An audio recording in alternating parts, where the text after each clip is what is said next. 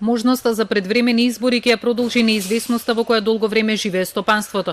Владиното фокусирање на прашањето со името според економистите ја фрли економијата во втор план.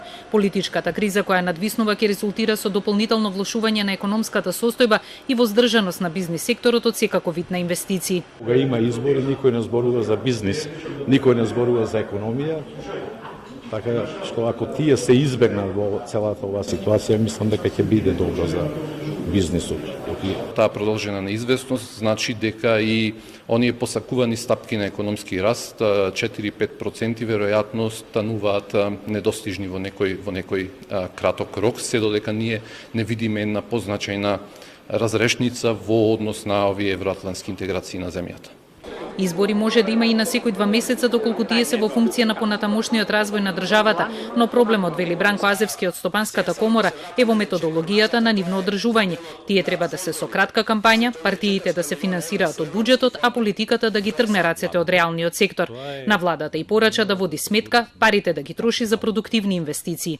Че тие средства малку што ги имаме, тие 400 милиони, да не ги користиш и да бараш оправданија некакви, тоа е малку, како го викаш, проблематична работа. Значи, бар тоа што го имаме да го искористиме до максимум. А она што ќе се задолжиме на домашниот пазар и на странскиот пазар, она мора да биде задолжување на продуктивни трошоци, што ќе ги оправда парите, ќе ги покрие каматите и ќе донесе некаков бенефит и за граѓаните и за фирмите. И владата признава дека честите избори лошо влијаат на одлуките на инвеститорите.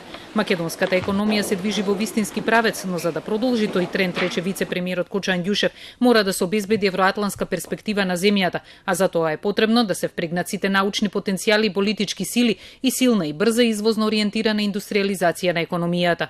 Во градежништвото е многу важно да се реализираат проекти кои што ќе бидат корисни на граѓаните, а тоа се проекти од приватни инвеститори во делот на градењето на фабрики, хали, стамбен и деловен простор, а од страна на државата само инфраструктура која што ќе подобрува логистиката за индустријата, а никако трошење пари за непродуктивни работи. Не е работа на државата да обновува фасади и споменици, работа на државата е да гради патишта, да гради цевководи, далеководи, гасоводи, железници и така натаму. На научната конференција за идните предизвици на економскиот развој и економските политики што ја организираше МАНУ, академик Фити посочи на слабата развојна перформанса на економијата со просечен раст од 2,7%, забележувајќи дека за удвојување на БДП-то ќе ни бидат потребни 27 години.